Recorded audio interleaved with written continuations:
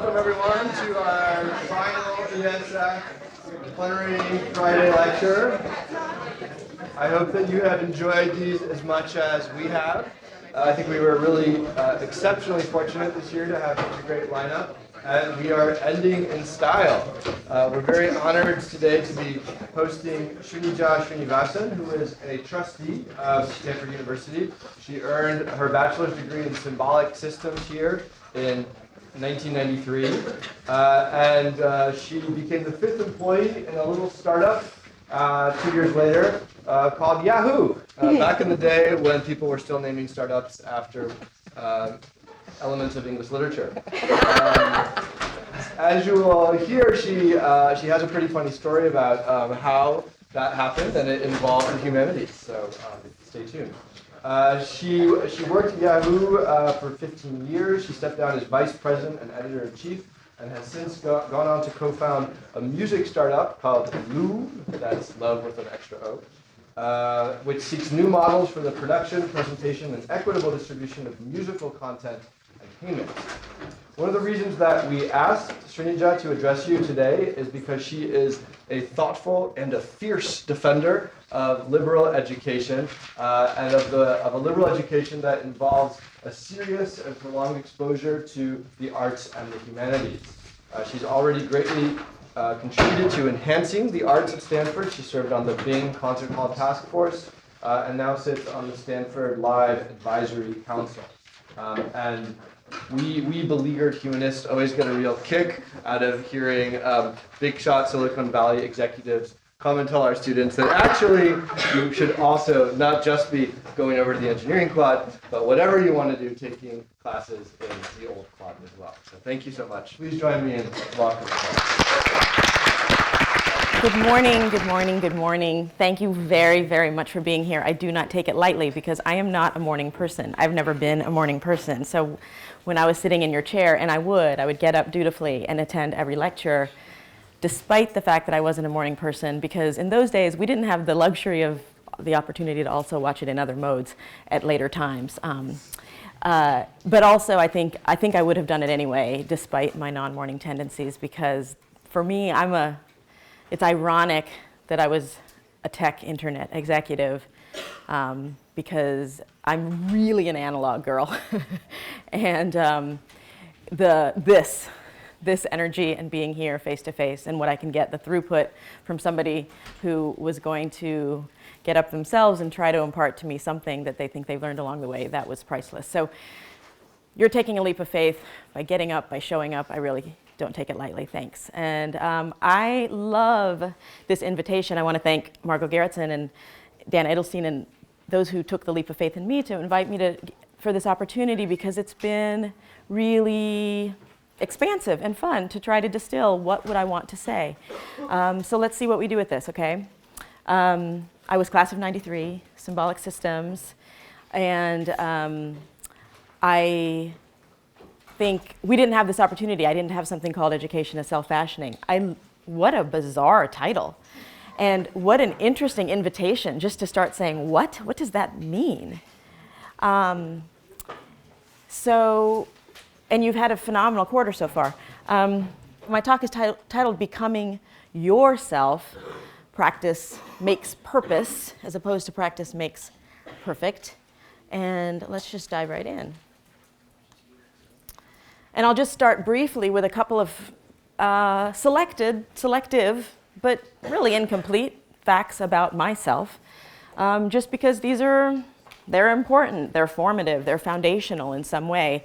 They speak a lot to who I am, how my mind has been trained. I was born in India. I grew up in Lawrence, Kansas. It's a college town. It's a big college basketball town. These are all important facts. I can't say that you know me unless you know how big food is for me. It's a weird fact. I didn't know until I got to Stanford that there were people who didn't just think about food all the time, like all the time. And then I learned the word foodie. It was the first time was when I moved to the Bay Area, and the word foodie entered my lexicon. And I was like, wait, that means that there are other kinds of people, like people who don't just think about food all the time. it turns out to be really important to me, and you would never know that based on any sort of biographical elements. It doesn't enter in explicitly to my career or to my, the activities that show up on a resume. But it's kind of the constant side of my brain. Just saying, and I'm the youngest child. How many of you are youngest children? Bravo. Well done. All the rest of you, next time around, I highly, highly recommend it. It's a really good gig. And as a result of being the youngest child, I'm the youngest of 3, and I got to follow my siblings here to Stanford. And that wasn't an obvious decision. It became obvious only in the final analysis, but I fancied myself to be the independent, the youngest child with an independent streak. And I thought my dad had taught at Berkeley in the late 60s before I was born. And so I had this kind of sentimental affinity towards Cal. And I also thought I would be the one to do something different. I had this choice in my head theoretically. But when theory became real choice, and I actually had the luxury of the choice between the two, it turned out I just wanted to be where my siblings were. Even an hour away wasn't as great as being right where they were. So that was maybe the most determining factor for me, was having the beginnings of my tribe or my kindred spirits near me when I entered college. And that's turned out to be an organizing principle in life of making big choices based on who way more than what. Or sometimes even why. And time and again, this comes up for me, and time and again, it pays off in spades, because the most important things and the most meaningful things are hard. That's what makes them important, and that's what makes them meaningful. And we have to learn them in hard ways. And so however we learn them, I think the thing that softens that is being around the people that nourish us and being around the people that expand us. And that sort of, for me anyway, it girds me, and it makes everything make a lot more sense, and it makes everything a lot more worthwhile. And so I arrive here at Stanford, and the one thing I'll say, you've already learned a ton in your first quarter, but you're going to be experiencing more and more. Maybe it's because I'm so obsessed with food. To me, this is just the world's biggest, greatest gourmet, artisanal, all-you-can-eat buffet. And that's amazing. It's also sort of, you're faced with this oppressive tyranny of choice all day, every day. There are so many more worthy, amazing things that you could be spending your time and paying your attention to all day than you'll ever, ever, ever have time and attention for. And that's an awesome practicum. That's the beginning of the rest of your life, where things are, you're not going to have external structures, far fewer constraints on those choices that are externally imposed of, what do I make of that? What do I make of that? Because we're so constantly inundated with external information that to react to what other people are telling you, to what your devices are telling you, to what media is telling you. There's always a barrage of input, of stimulation to be reactive to. And a lot of what I want to talk about today in this notion of self and what does that mean is, what would I be doing if I weren't reacting to all that other stuff? And making these choices is maybe one of the most important things you can learn at a place like this, where there is so much more to learn and to experience, and you're going to have the time to enjoy. And Stanford being, as you've heard a lot about this quarter, a bastion of a liberal arts education. And as Dan said, I really am a fierce and ardent proponent of the importance of a liberal education. It's never, ever been more critical. What does it even mean? We talk a lot about breadth, and breadth is really important. Why is breadth important? Liberal, we're talking about free, right? Free. Latin, artes liberalis, the skills, the facilities worthy of a free person.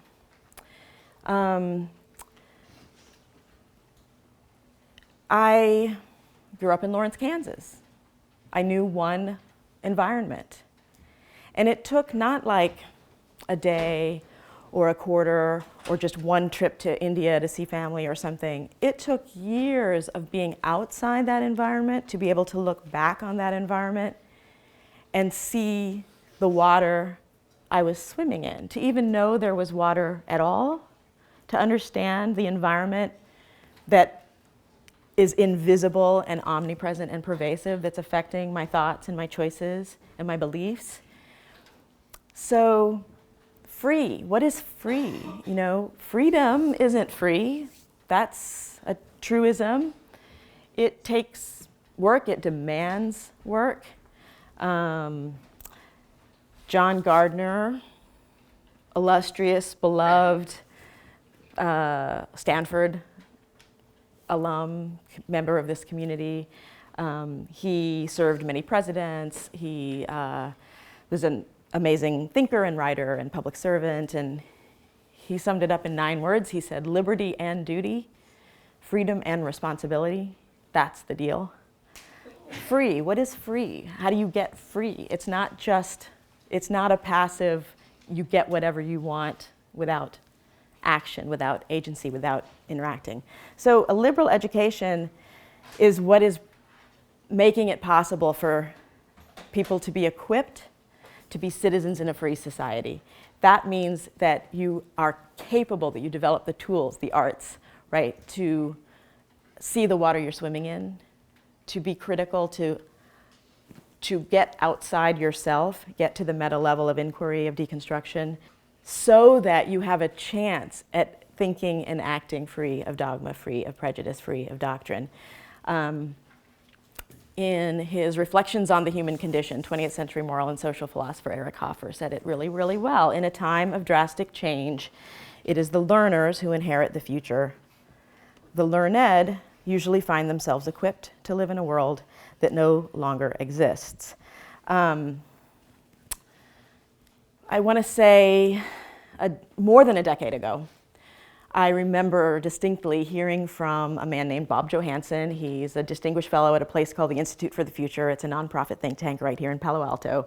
And he, among the futurists there, would say they don't make predictions, but they make forecasts. Not predictions. They're not saying this is what the world will look like in 10 years, but they are saying, based on an enormous wealth of information and research of facts, trends, history, historical knowledge, behavioral science, we've sort of surveyed where are we and how did we get here, and we're synthesizing that into a forecast of what is a coherent, plausible picture of what the world will look like 10 years from now at current course and speed. Okay, so that's what a forecast would be. It's not saying this is how it will be, but it's saying at current course and speed, based on everything we're able to know, infer, learn, study about history, human behavior, and the reality, the facts on the ground. Here's a plausible, coherent theory of the world 10 years from now. So that's what he did, he's steeped in that kind of work. And he himself has a really broad background. He would be a poster child for the value and the power of a liberal education. But one thing he said really, really struck me and has stuck with me ever since, which was, he said, he gets asked the question a lot of times, does it just seem like the world is changing more rapidly and more drastically than ever before, or is that just something everybody thinks?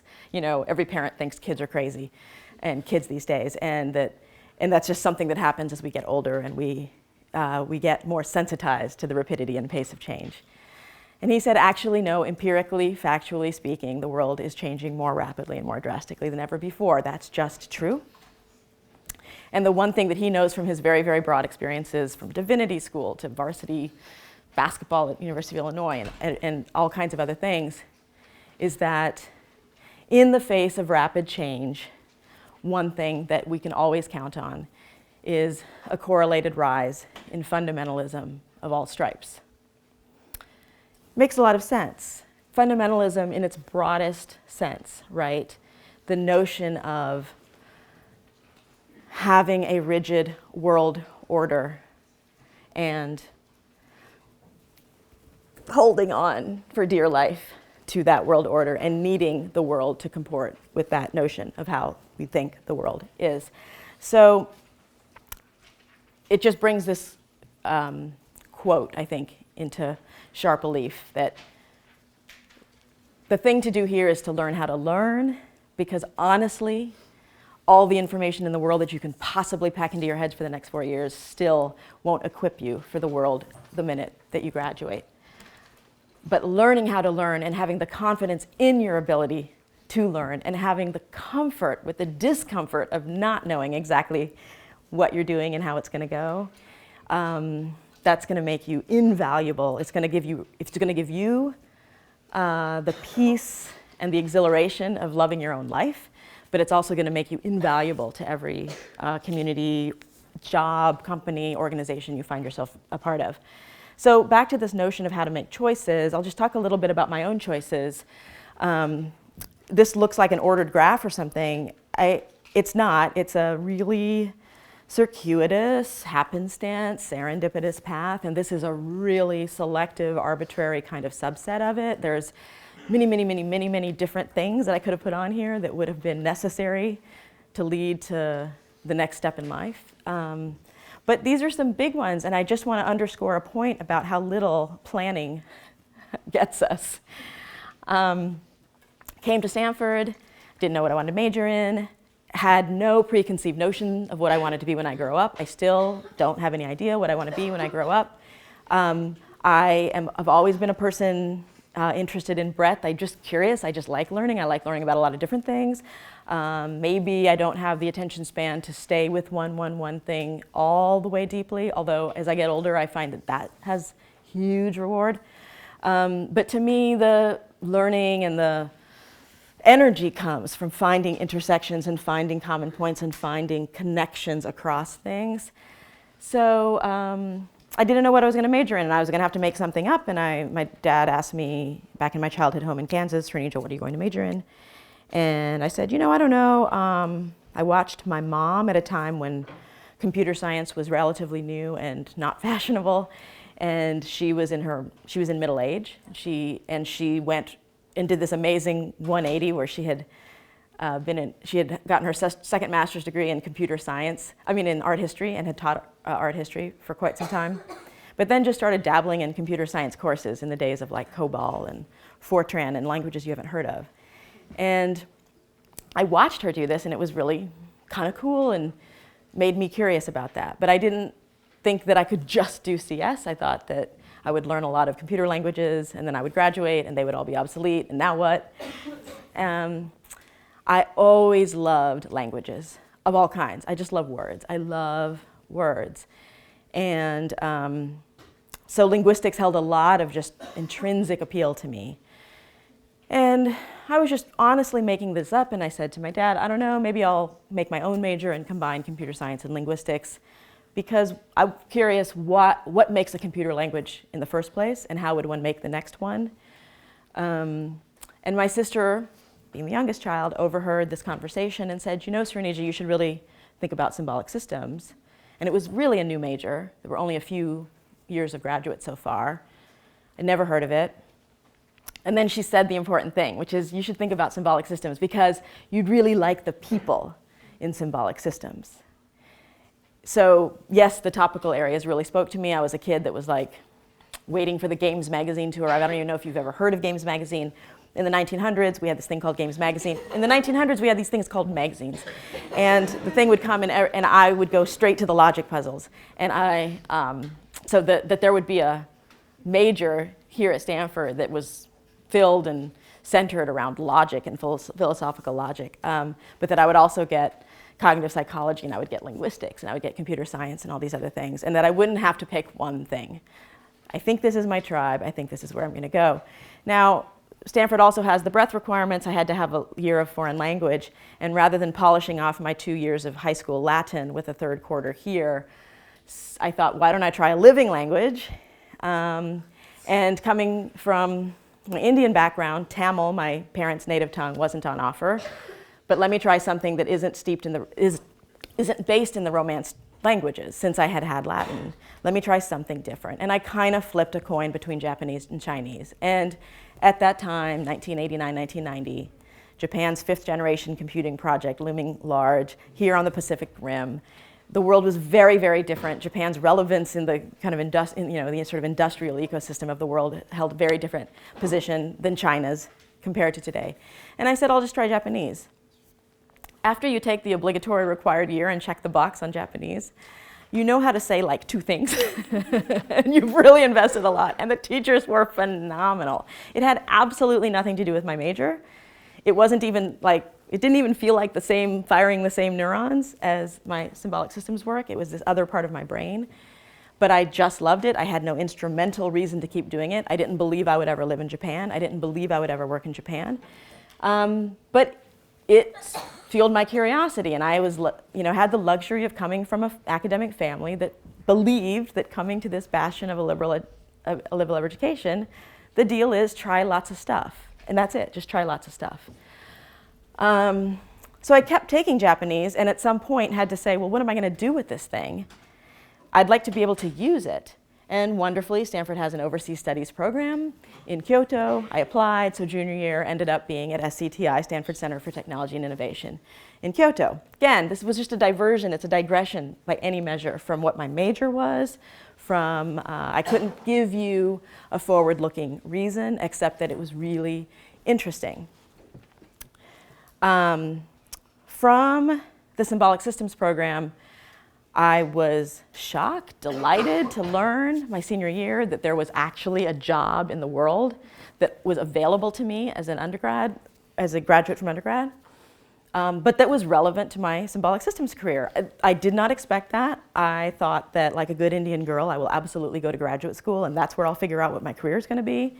Again, undergrad is about broad. It's about learn how to learn. It's about learn lots of different things. But it turned out that a fellow symbolic systems alumna who graduated ahead of me worked at this artificial intelligence project called the Psych Project. And so because of Liz, who's now the mayor of Princeton, New Jersey, how cool is that? Because of Liz, I learned of the existence of this thing and that they would look at someone like me. And it turned out they were willing to give me a job where I got paid to effectively do my logic midterms. I got to write sentences in English and translate them to first order predicate calculus. Those were my logic midterms. And it was the combination of working at the Psych Project, which was this large-scale database in artificial intelligence. This was a 10-year basic research effort to build a machine that has all of human common sense.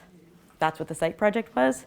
It was the combination of that work and having gone to SCTI in Kyoto but for those 2 things, I never ever would have found myself at a place called Yahoo.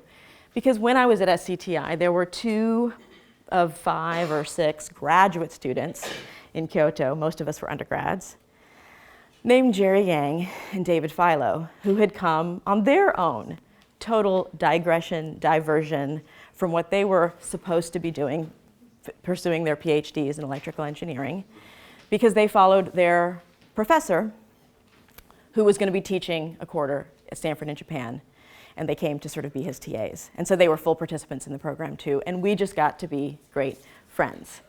But that was that, we just got to be great friends, and you're kind of displaced in this very, very unfamiliar place, far away from home. You get to know each other really, really, really well. And that was a life-changing experience. It was amazing. And then we all come back to our lives, them to continue pursuing their PhDs, and me to finish my senior year and graduate.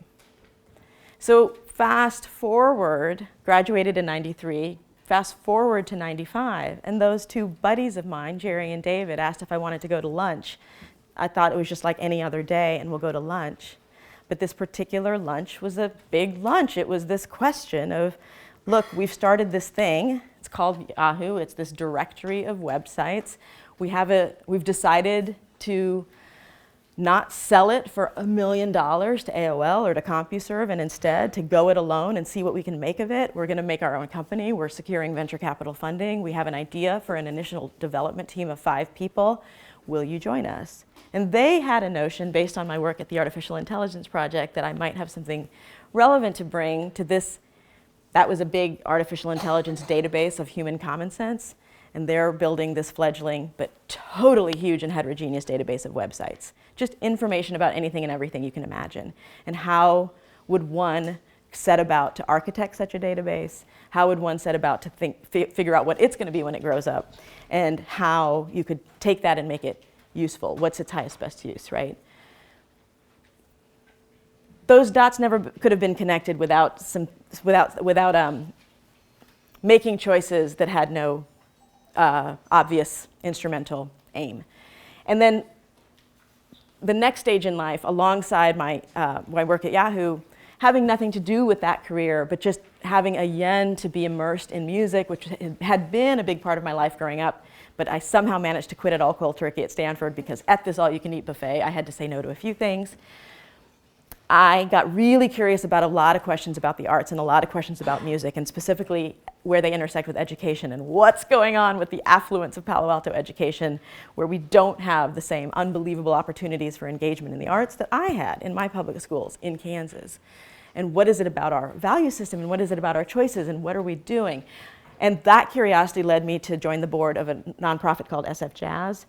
And the work that I'm most involved in these days at Louvre, which I'm happy to talk more about, I won't go into detail right now, is, as I like to call it, the bastard stepchild of Yahoo and SF Jazz. That but for being steeped on the front row and the front lines of watching an industry first take shape and then be transformed, and then in parallel having this life in the arts, it got a lot of wheels turning for me, and it raised a lot of questions, a lot of concerns, a lot of frustrations that I was increasingly not just curious, but even desperate to probe and to explore. And that's what led me to my work now with Louvre in trying to connect some dots.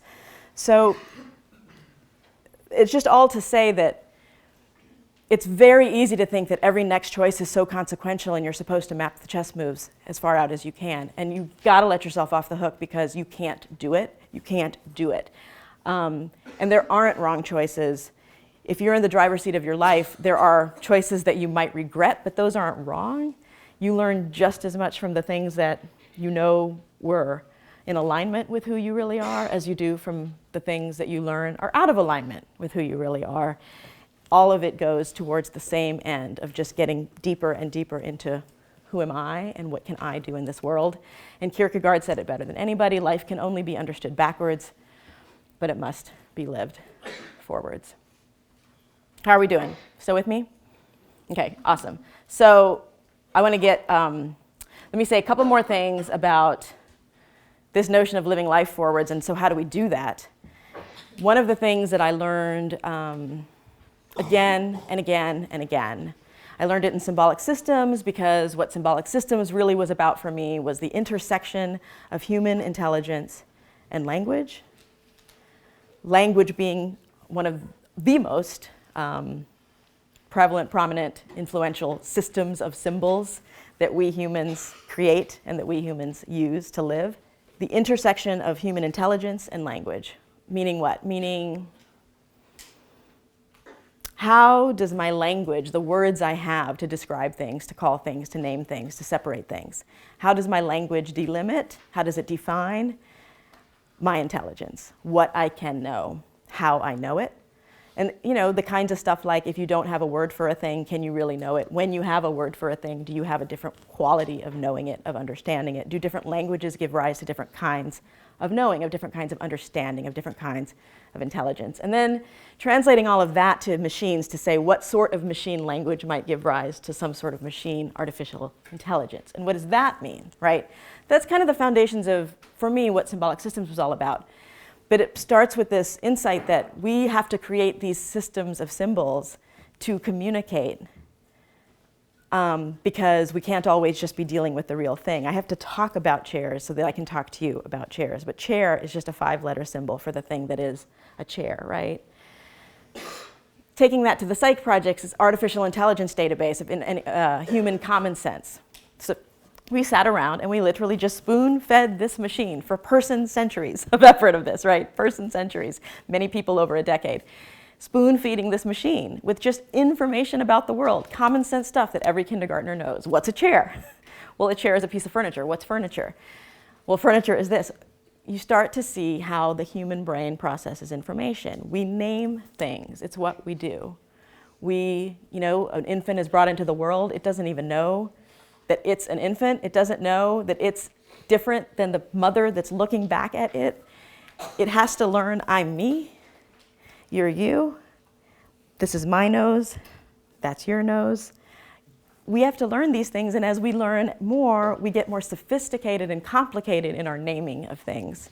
But on some level, we're just our ability to make sense of this unbelievably changing and complicated and multifaceted world is to start naming things, categorize them, classify them.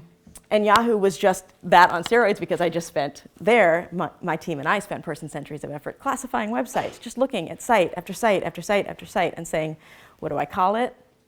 First, is it even in the database or not? Do I put it in or not? Is it included?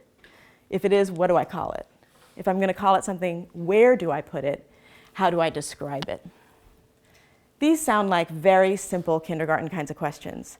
But how we answer these basic questions of inclusion and exclusion, what's in a category, what's not, what is even a category to begin with, like what is a salient way to break up the world? What's a relevant way to say some things are beige and some things are black, some people are female and some people are male? These are things we tend to take for granted until they don't serve us anymore and we have to question them. So we have to create categories, we have to name things in order to support our process of understanding, in order to make sense of our world. But we'll never have an accurate or complete classification or nomenclature. That's just where we are so far in making sense. Before Norman Mailer died, I don't know if you know about Norman Mailer, a very remarkably interesting person. But I heard him on NPR, and he was talking to whom I can't remember, but what I do remember is he was talking about labels.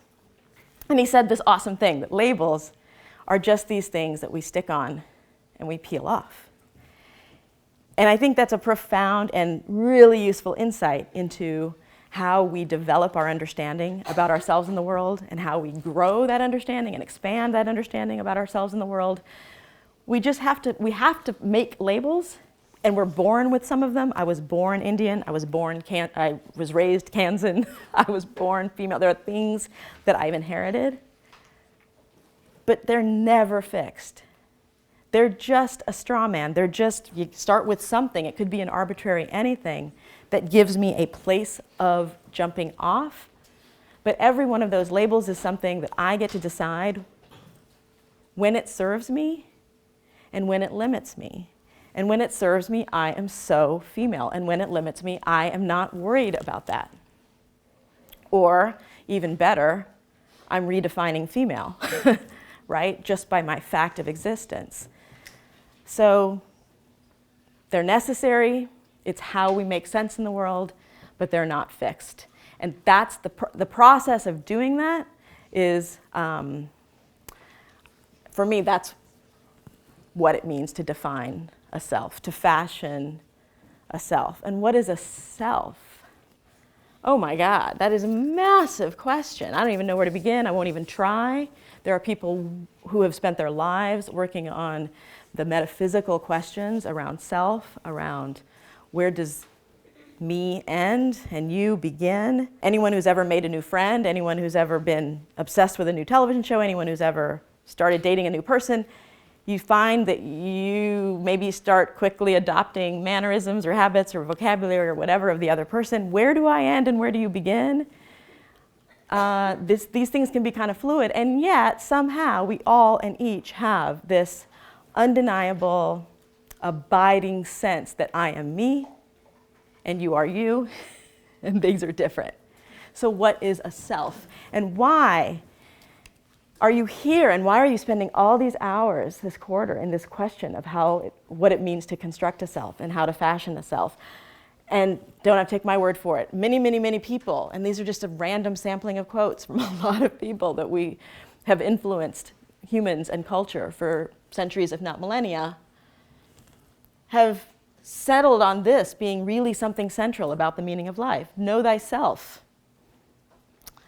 The Bhagavad Gita, wake, be thyself. Shakespeare, to thine own self, be true. Miles Davis, it takes a long time to sound like yourself. Yoko Ono, you change the world by being yourself. What the heck is going on here? One of my favorites is Lincoln. Every man is born an original, but sadly most die copies.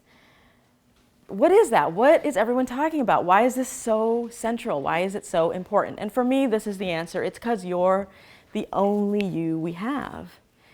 And what keeps you from dying a copy? And this goes back to a liberal education. And what does it mean to be free? And what is free? One thing we do know is if you're not living the life of your fashioning, you're still living a life. It's happening, you know? But by necessity, that means you're living the life of someone else. Someone else is fashioning. It's the reaction to all the stuff coming in. And if there's one thing we can say about that, that's not free. I think that's part of what Socrates was getting at, right? The unexamined life is not worth living. So you're the only you we have. You've probably already started to hear a whole lot about leadership and leadership and leadership and leadership. And before you ever got to Stanford, you probably heard a lot about leadership and how you're demonstrating the qualities of leadership and you're being groomed and poised for leadership. And what does that mean? What it can't mean, what it doesn't mean, what is a very sad and poor proxy for leadership is positions of power or status or authority or influence. Because you might achieve those positions, but by definition, you're not leading anywhere. You're not leading anyone if you don't first know who you are. You're just leading us where someone else kind of used you as a pawn to get us, you know what I mean? So self-knowledge has to be foundational. It has to be the first prerequisite for leadership that means anything. Roxane Gay, when you can't find someone to follow, you have to find a way to lead by example. All right, you're the only you we have. Do you understand how hyper-comparative the world is? It's always been really comparative. There's always been the proverbial keeping up with the Joneses and the grass is always greener. But you live in the short quarter century between when I sat in your seat and you're there. You live in a way more hyper-comparative world than I did because you're inundated in social media. You can barely eat dinner without being bombarded with images of everybody else's dinner, you know what I mean? You live in a hyper-comparative world, but self-fashioning, deciding who you are, constructing who you are, revealing who you are is not a competitive sport because you're the only one we have. So just indulge me in a little bit of a thought exercise. Here's something that you've had a long time with, your body. You've had your whole life living in your body, thinking about your body, fashioning your body, sticking things on, taking things off, trying things on, seeing what suits you, seeing what fits you, thinking about how you feel about it. How do you feel? How do you feel about your body? And I'm not going to make you raise your hand. I'm not going to make you say it to everybody else, but ask yourself on a scale of 1 to 10, where 1 is, I hate my body and I'd just about pick anyone else's body over it, to 10 being, I love my body, I wouldn't trade my body for anyone else's body. On a scale of 1 to 10, how do you feel about your body? Just hold the number in your head. And now as this marvelous thinker and seeker and healer named Byron Katie, she goes by Katie, as I once heard her say to somebody that was struggling with body image issues, she said, how would you feel about your body if you didn't have anyone else's body to compare it to? How would you feel about your body if you didn't have anyone else's body to compare it to? Whatever your number was 1 to 10 before, what is your number now? Is it higher? For anyone, is it lower? For me, when I think about that, oh my God, any things that I wish were less this or more that immediately fall by the wayside and pale in comparison to the marvel of this body. I am in awe of this gorgeous body. It works. It fundamentally works. It is doing so much for me right now. It is holding me up and it's holding me in, and it's regulating stuff that I don't even know has to be regulated so that I can be talking to you without falling down. It's a miracle and it's so beautiful. I couldn't have thought that before I freed my mind, right? So what would you be? Who would you be? What would you do with your life? Who would you be if you didn't have other lives to compare yours to? I think that's a really important question to keep asking and answering and checking in as often as possible. Thomas Merton, Trappist monk, another fascinating figure, proponent of multi-faith, interfaith discourse and understanding. Lots and lots of things to say about Thomas Merton, but he has this beautiful way of presenting the question. If you want to identify me, ask me not where I live, or what I like to eat, or how I comb my hair, but ask me what I am living for, in detail. And I love this part. Ask me what I think is keeping me from living fully for the thing I want to live for.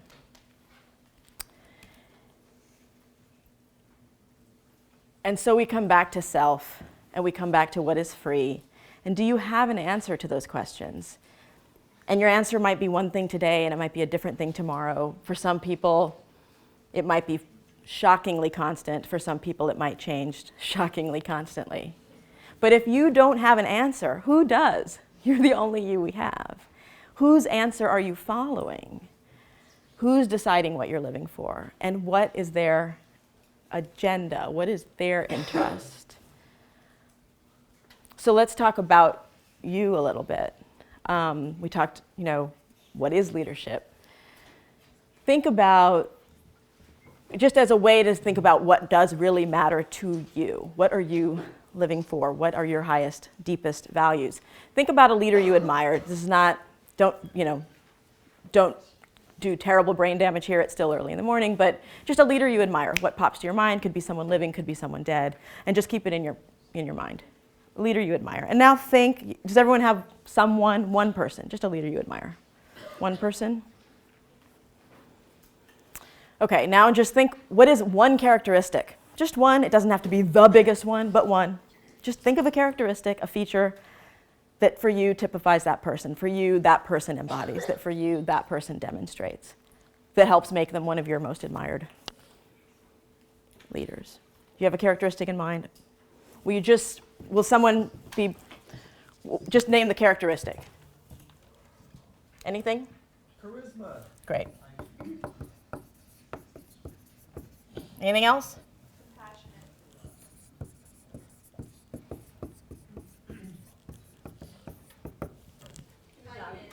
Kindness. Did I hear kindness?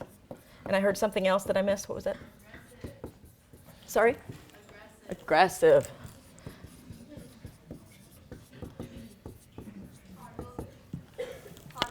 Hardworking.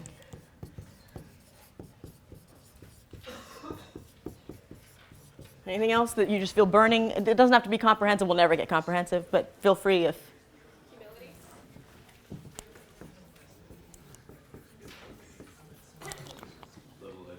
Humility. Level-headed, and I heard pragmatic. Okay, for the moment we'll pause. If anybody has burning things they need to have up here, I'm happy to add, but we'll get the point. Let me first just say, we put a lot of things up here, I'm sure. But one thing that always strikes me is notice what's not on here. There are a few big things that aren't on this list, and I'm telling you, I've done this in different rooms with different people, and they just kind of never make the list, and yet our culture and our media and ourselves tell ourselves that they matter more than anything else. Fame, wealth, beauty, physical attractiveness. So I just think that's interesting that we co-create a culture that constantly tells us about extrinsic exogenous values, extrinsic exogenous goals that never show up when we just ask ourselves the question, what do we admire? What matters most? So it goes back to this question of what are we reacting to? What are we comparing to? To what end? And that gets me on this notion about endogenous and exogenous, or extrinsic and intrinsic. Just on this campus last month, I heard Arthur Brooks of the American Enterprise Institute, and he really gave a wonderful talk over at CEPR, at the Economic Policy Research Institute. And he talked about studies that showed that people who have endogenous goals, goals that are intrinsic, goals that are about, finding love or compassion, developing friendships, the people who had endogenous goals were actually happier people. That it made them happier than people who had exogenous goals, things that were about accumulation of material things, right? Wealth or assets or status. That's a thought exercise for you yourself to figure out what actually does make you happy. This would suggest greatly to me that if happiness has a lot to do with getting in touch with what matters, then endogenous goals are the ones to be looking for. And that gets me thinking back on this body theme about endoskeletons and exoskeletons. I've just been thinking a lot about endoskeletons and exoskeletons. So in biology, I learned that we creatures, the world, whatever, evolved. Endoskeletons were an evolution. They came after exoskeletons. Exoskeletons, the big armor that like beetles carry around, armadillos, that kind of thing, right? That this was an evolution. It was a necessary evolution if creatures were going to get bigger, because at some point you just can't have a mammoth with an exoskeleton. The mammoth crushes under the weight of the thing, right? So larger creatures demanded a new solution. Growth demanded a new solution. I think that's interesting. Growth. I don't just mean getting bigger physically. I'm talking about growth. I'm talking about the stuff that matters the most deeply, right? Growth, personal growth. So there's this idea of endoskeletons and exoskeletons, that we carry around this endoskeleton, and the cool thing about endoskeletons is that they allow for growth because they grow with us. Unlike the exoskeleton world, where the only way for that creature to grow is to molt, right? You got to get rid of the exoskeleton because it doesn't grow, it keeps you in.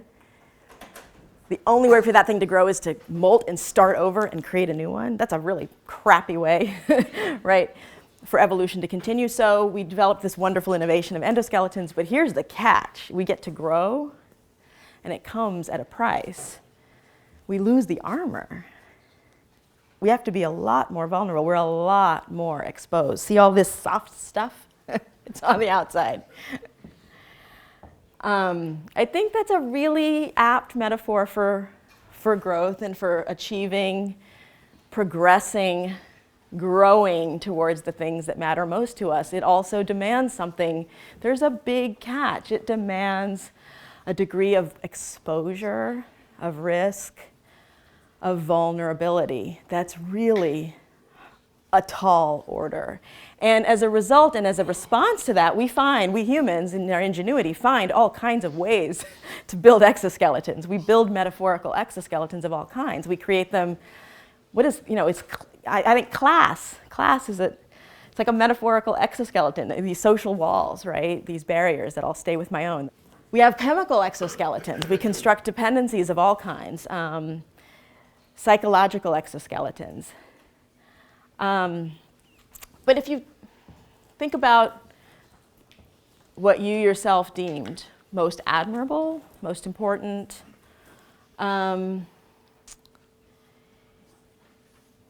progressing here requires a vulnerability that's scary, risky, hard. What do these things have in common? What is compassion and kindness and humility? What has to be true in the world for somebody to show that they're compassionate? What has to be true in the world for somebody to show that they're kind? What has to be true in the world for somebody to show that they're humble? And hint, the answer is kind of on the wall.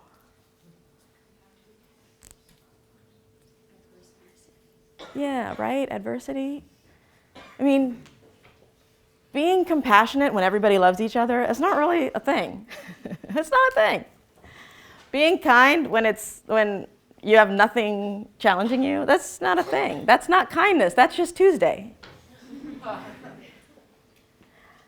The things we value most, values, are only meaningful when they're challenged. They only have meaning when they're challenged. Adversity is not just something that does happen, and it does. It just happens all the time. But it is the prerequisite. It is absolutely required to demonstrate, to practice the things that we care the most about. And anyone you've ever admired can only show you why you admire them in the face of adversity. That's the only, we need it. And it's correlated. It's, positive correlation. The greater the adversity, the greater the opportunity to demonstrate that value, and the greater your capacity for that value has to be. So let's go back here and just zoom out. I'm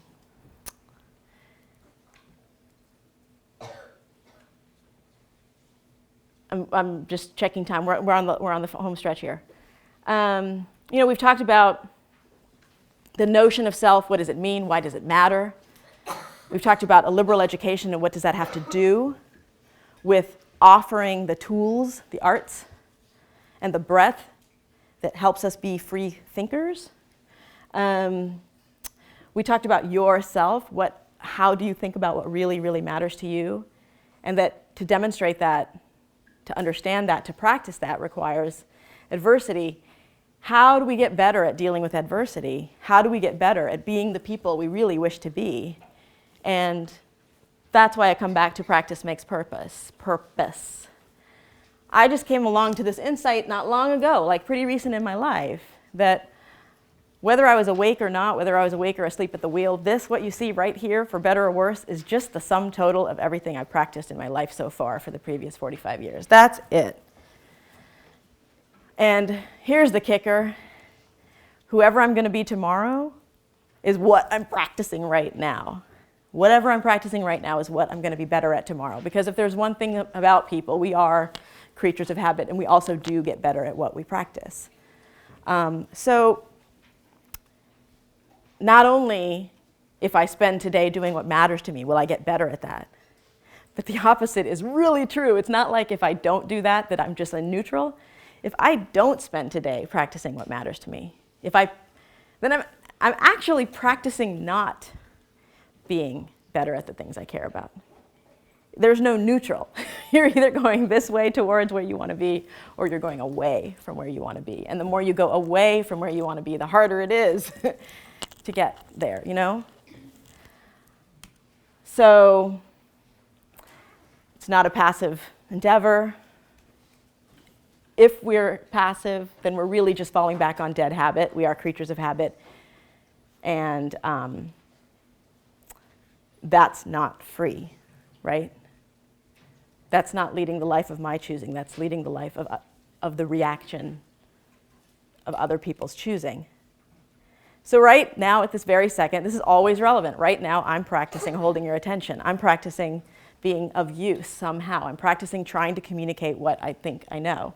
And you're practicing listening to a lecture, which is an unbelievably unfashionable mode of communication in 2016, of like one person spending the majority of the time in a one-way information dissemination. That's crazy.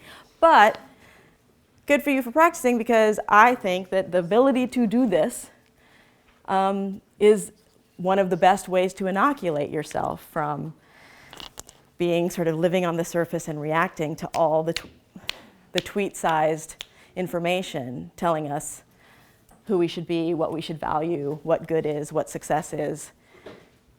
Practicing this level, thank you, of focus, of sustained attention, is exactly what will make you better at taking the pause that it requires to hear from yourself about yourself, who you are, what matters to you.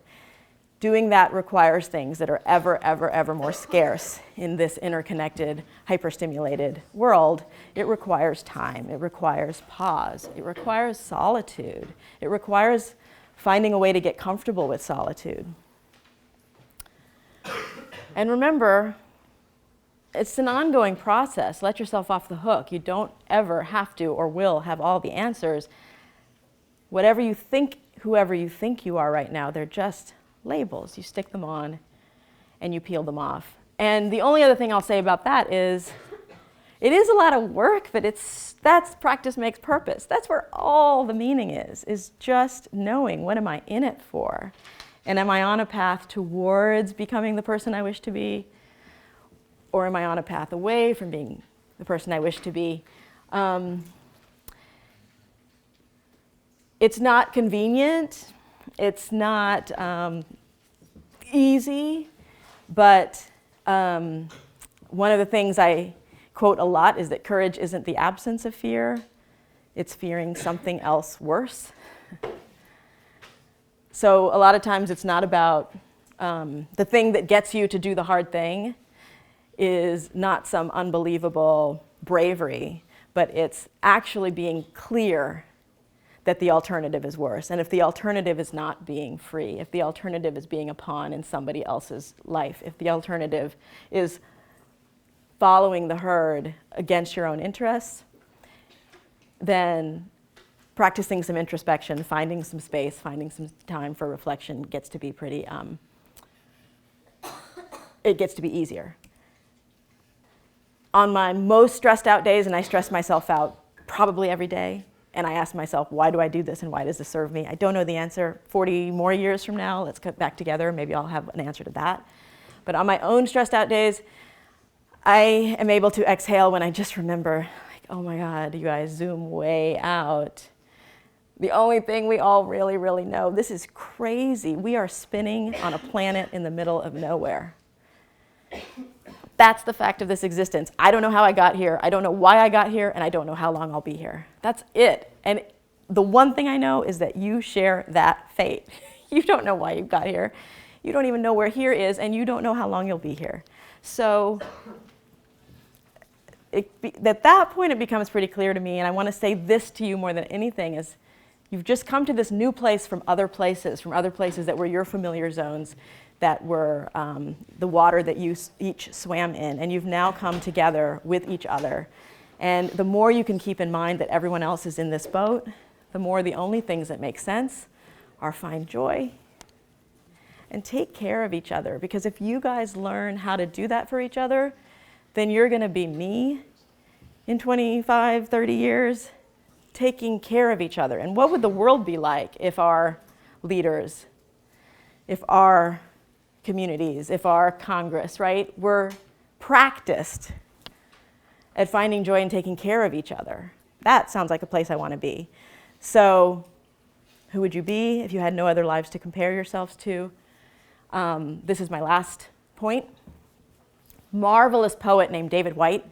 I have Irish descent. He lives in the Pacific Northwest, and we had the luxury again, Stanford University. I got to as just a member of the public, come on campus only a few short weeks ago and spend an entire day listening to not one, not two, but 3 keynotes he did right here on our campus. He's a wonderful poet, writer, and he has this notion of a frontier identity. This idea that he talks about the conversational nature of reality. And this is exactly what I'm talking about in terms of self and fashioning a self and constructing a self, that it is a dialogue, it's a dance. It's between your inner life and the outer world.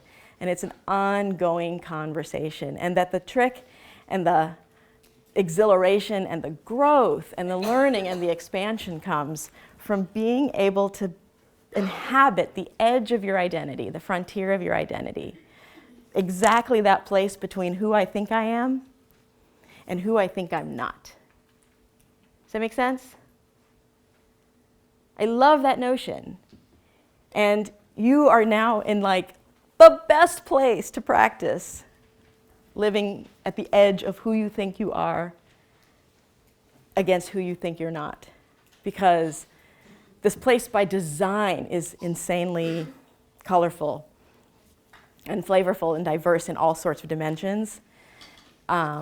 So find the joy in living at that edge and questioning and sticking on labels and peeling them off about who you think you are and who you think you're not. And if you can get comfortable at that edge of unknowing and uncertainty and of curiosity and humility, then I promise you, not only will the world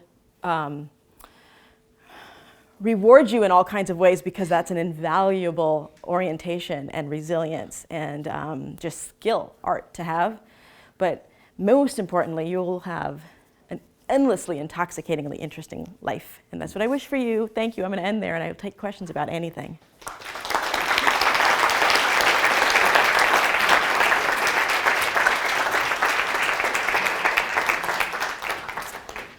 Yeah, right there. How can we embrace adversity and the downsides of life without altogether harming ourselves or others? Yeah. So in other words, how do we make sure we embrace adversity without breaking? Without breaking? Yes. That's a great question. It's a really important question, and practice is my answer. That's my answer. There's not a silver bullet, and it's not like, you swallow this pill and now you're resilient. It's practice, and but it works. If you are awake and paying attention to whether your instinct, when something feels a little icky or a little uncomfortable or a little threatening, pay attention to whether your instinct is fight or flight, right? Whether your instinct is, wait, what is that? I need to understand that, or I'm just avoiding that.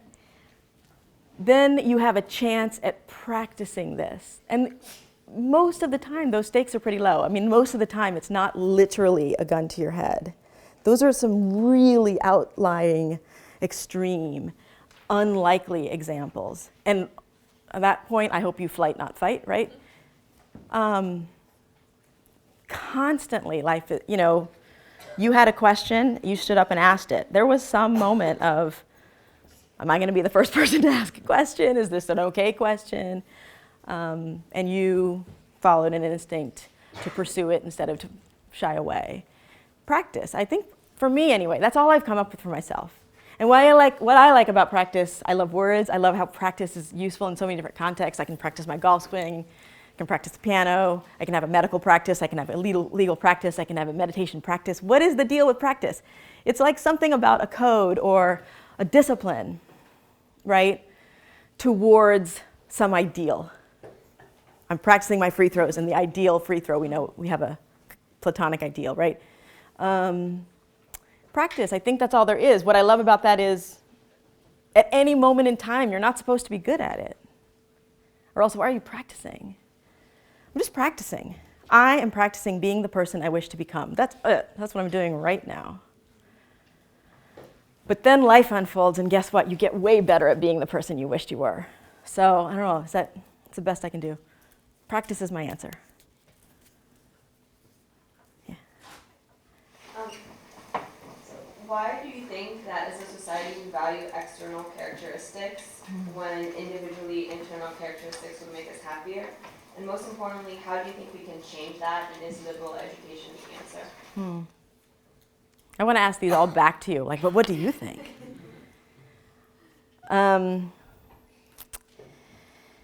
One reason I think why is it's sort of cheap thrills. It's sort of, I think that humans are pathologically susceptible to ends means reversals. What do I mean by that? Like, there's another John Gardnerism. He said, everyone wants to be interesting. Be interested. So these extrinsic things are kind of cheap shortcuts because we switched the ends and the means. We forgot that what makes someone interesting is that they just spent a life being interested. Like, the person who's the most interesting at the party is always the one who asks me the most questions about me. They are so interesting. So wealth is interesting, but how did the person get it? That's like, usually it's the ends and means get switched. So that's, I can say a lot more about that. I've thought a lot about that, about ends, means, reversals, and how susceptible we are to them. But that's my short answer to why I think it happens. And so that when you think you are driving for something, looking for something, seeking something, I just think it's a good question to ask yourself, to what end? And this gets back to the liberal arts for me. So for me, the arts and the humanities, we call them the humanities for a reason. The humanities.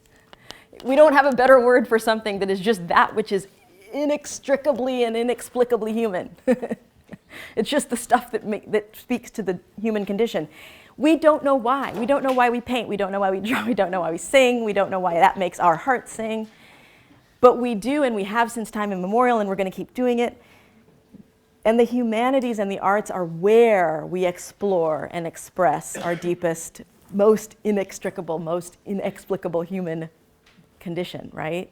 Everything else is a means to that end. Why engineering? Why science? As ways of understanding and applying this ineffable thing, this human thing, right? But the humanities and the arts are the place that need no further justification. They are ends in and of themselves by the simple fact that we showed up on a planet human.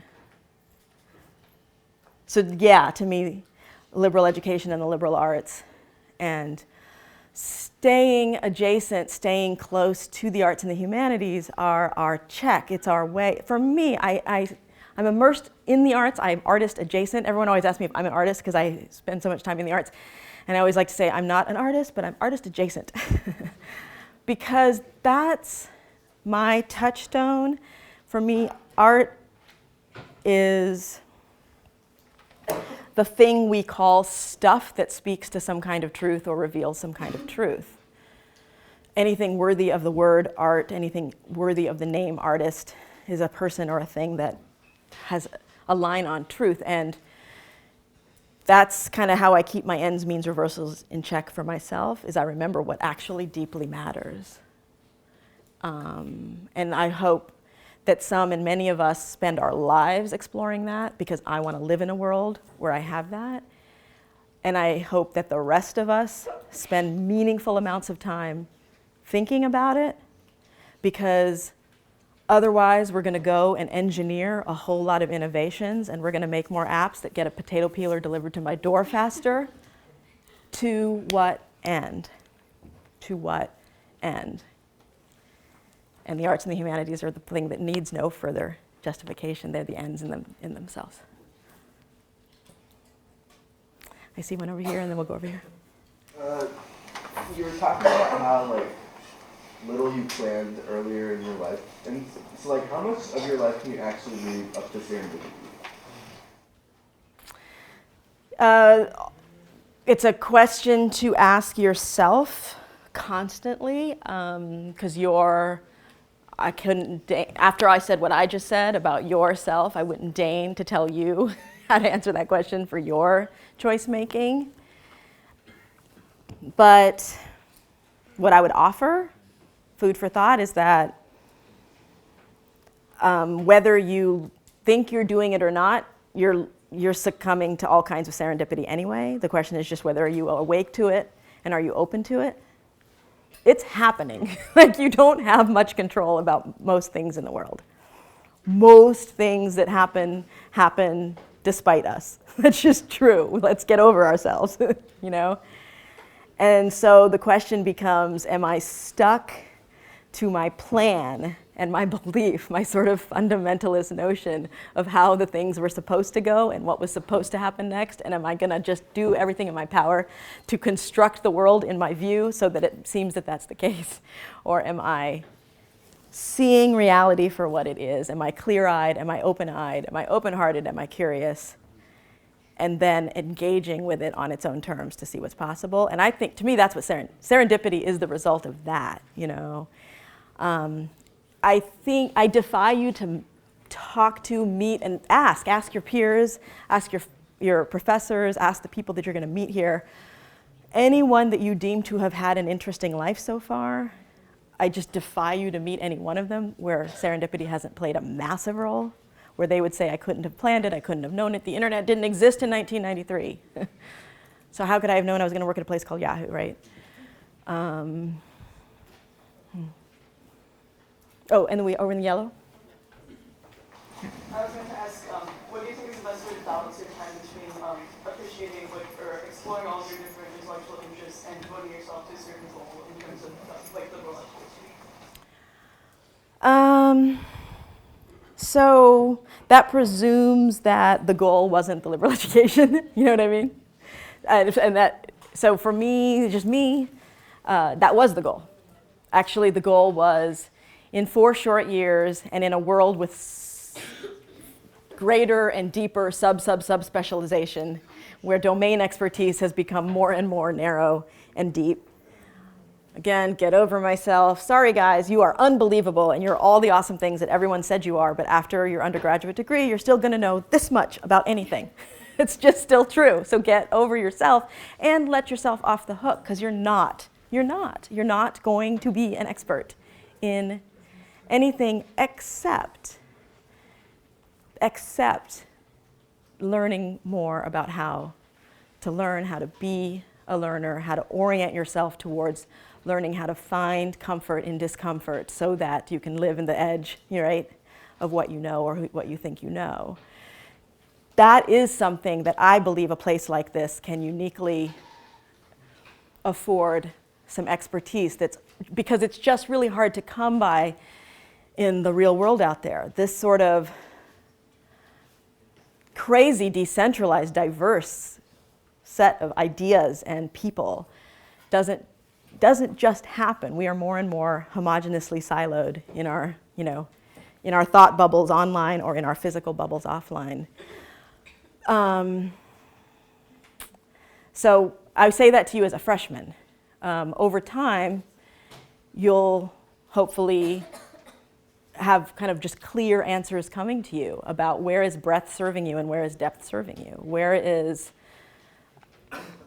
like whenever I have a bit of a fork in the road or I'm trying to decide this or that, if it's a hard question, like if it sticks with me for a while, that means that there is something compelling on either side of that either choice. And sometimes it's really pragmatic things, like putting money on getting money in the bank account to put food on the table. And sometimes it's really soul-filling things, like my heart singing or whatever. And sometimes you're lucky and they coincide. But for me, if I sit with it long enough, if I ask myself the question long enough and I just think about it long enough, eventually one choice feels like a cop-out and one choice feels braver. Whatever that means to you, but that's my words. And the braver choice is the one where I'm not rationalizing or telling myself a story to make this one the right choice. It's the one where I can't explain it, this is pulling me, I'm compelled by it, I'm curious. So I got to figure out what the heck that's about. And I'll only be able to explain it to you backwards but I have to live it forwards, right? Mike, want to leave it on that wonderful note? Let's all thank Thank you.